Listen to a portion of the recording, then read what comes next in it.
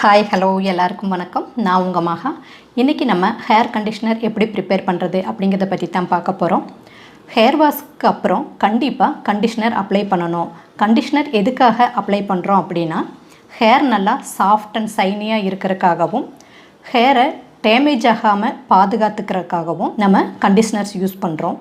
அதே போல் ஹேர் சிக்கு விழுகாமல் பாதுகாத்துக்கவும் ஹேரோட மாய்ஸ்சர் லெவலை அப்படியே மெயின்டைன் பண்ணிட்டு இருக்கிறதுக்காகவும் தான் நம்ம இந்த கண்டிஷ்னர் அப்ளை பண்ணுறோம்.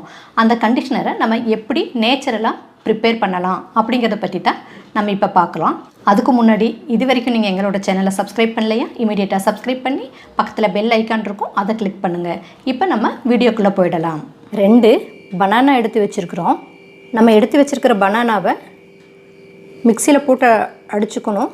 அதுக்கு நம்ம இப்படி பீஸாக கட் பண்ணி போட்டுக்கலாம்.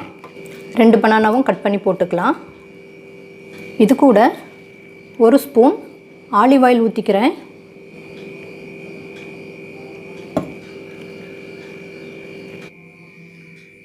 ஒரு ஸ்பூன் ரோஸ் வாட்டர் ஊற்றிக்கிறேன்.